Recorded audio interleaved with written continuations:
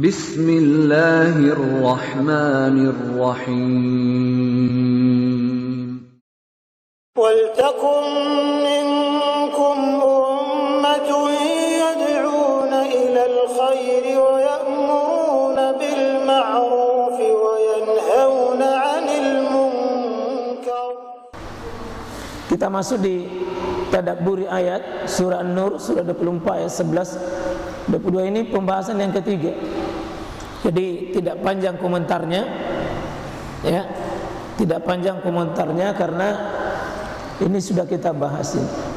Sesungguhnya orang-orang yang membawa berita bohong itu adalah dari golongan kamu juga. Janganlah kamu kira bahwa berita bohong itu buruk bagi kamu, bahkan ia adalah baik bagi kamu. Tiap-tiap seseorang dari mereka mendapat balasan dari dosa yang dia kerjakan. Dan siapa yang antara mereka yang mengambil bagian yang terbesar dalam penyiaran berita bohong itu, baginya azab yang besar. Jadi ini orang dekat ini minkum. Dan ini kita diobati Pak, yang kebetulan kena ujian ini, Allah ingatkan la tahsabu syarral lakum, jangan kau menyangka itu jelek, sepenuhnya tidak. Ada hikmah yang Allah inginkan di balik berita. Kalau ada fitnah, ada yang menggibah kita, ada yang memfitnah kita, ini obatnya Pak.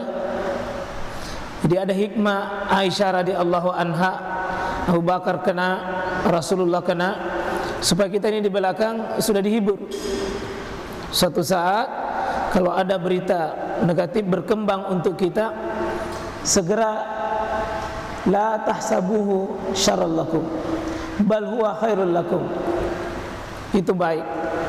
Pertama baiknya mau diampuni dosa kita, ya. Kemudian Allah ingin membersihkan kita. Dan ada orang-orang seperti itu Pak untuk mengawasi kita. Jadi ada orang yang mencintai kita dengan tidak menambah lagi kebaikan kita, keburukan kita. Bahkan nasihat ulama, kalau ada yang memberikan berita seperti itu, kita kasih tahu, kalau benar apa yang kau sampaikan, semoga saya diampuni. Tapi jika salah, semoga kalian diampuni dosanya. Kan selesai Pak. Kalau benar, semoga saya diampuni. Kalau salah, semoga kalian yang diampuni. Ini ringan di lidah, tapi keimanan yang bisa mengatakan benar seperti itu. Dan setiap orang ini beda tingkatannya kalau ada berita bohong. Beda. Ada yang besar, ada yang sedang, ada yang kecil.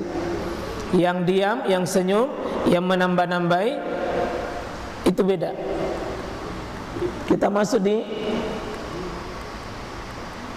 ayat ini. Ini celaan yang pertama. Walaula iz sami'tumuhu zannal mu'minun wal mu'minat bi anfusihim khairan wa qalu hadza ifkun mubin. Mengapa di waktu kamu mendengar berita bohong itu? Orang-orang berita bohong itu, orang-orang mukmin dan mukminat kita bersangka baik terhadap diri mereka sendiri. Dan mengapa tidak berkata ini adalah suatu berita bohong ini? Ya, ini yang pertama harus memiliki, kalau ada berita seperti itu harus segera langsung mengatakan zannal mu'minin wal mu'minatu bi anfusihim. Harus segera apa? Berprasangka baik. Mari kita melatih Pak. Tidak ada ruginya berprasangka baik. Tidak ada ruginya berprasangka baik. Segera kita berprasangka baik. Segera kita berprasangka baik. Dan orang yang menceritakan kejelekan itu sama dengan mencelakakan dirinya sendiri. Ini kata bi anfusihim. Ya, karena itu Al-Quran mengatakan wala talmizu anfusakum. Ya, jangan kau menghina dirimu sendiri. Yang dimaksud di situ menghina dirimu adalah sesama mukmin. Al-mukmin itu kalbunyan. Seorang mukmin dengan mukmin itu satu, seperti satu bangunan, kal jasad, satu tubuh.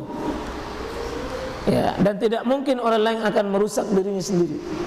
Betapa indah bahasa Quran ini. Ketika kita mengungkap kejelekan orang lain, hakikatnya yang diungkap diri kita sendiri. Dan ini bantahannya Pak ya. Kita dianjurkan mengatakan haza ifkum mubin. Ini berita bohong yang nyata. Kalau saudara kita yang dihina, ini jawaban ini. Jangan membenarkan. Dahului prasangka, yang kedua bantah perkataan itu. Mengapa mereka yang menuduh itu tidak mendatangkan 4 orang saksi atas berita bohong itu? Oleh karena itu mereka tidak mendatangkan saksi-saksi, maka mereka itulah pada di sisi Allah orang-orang yang dusta. Kita mulai pada ayat ini.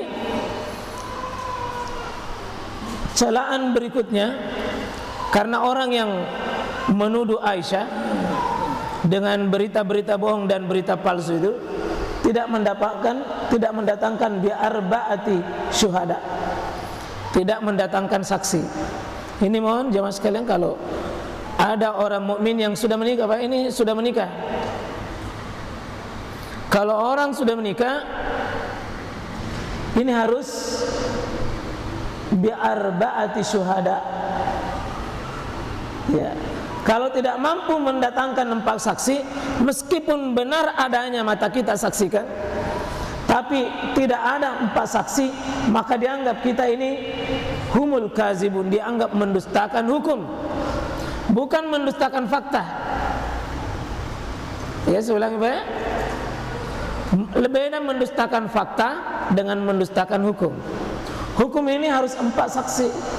Kalau tidak, lalu kita cerita, maka itu dianggap pendusta dalam hukum Allah.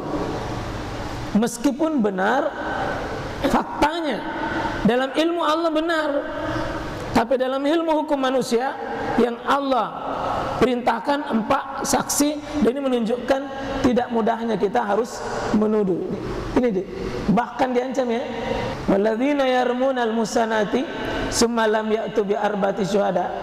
Kalau ada orang yang menuduh perempuan yang baik-baik, orang soleh, orang baik-baik, dituduh untuk berselingkuh atau berzina tadi, kemudian dia tidak mendapatkan dan dia tidak mendatangkan saksi tadi 4, hukum ini dihukum ini.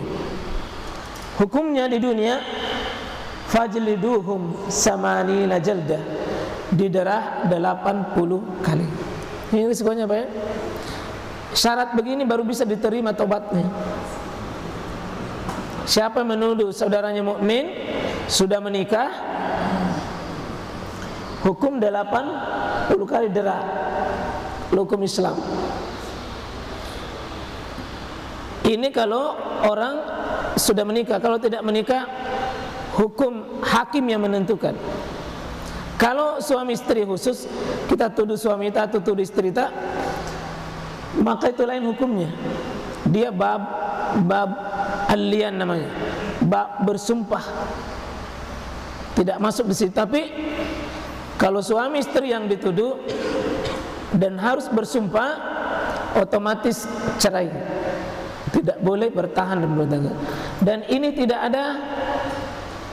ada masa iddahnya. Terus sampai tidak boleh menikah buat selamanya. Karena itu cacat rumah tangga kalau sudah begitu. Jadi mohon jangan gampang menjatuhkan kamu berselingkuh. Itu keji itu.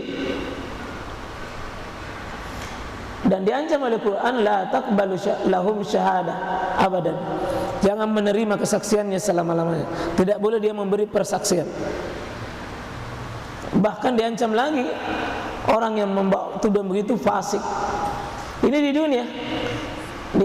Kalau dia tidak bertobat, ya, maka ini balasannya didapat. Tapi kalau dia bertobat, insya Allah bisa. Dan makanya nanti pelaku yang terlibat dalam ayat ini bertobat Pak.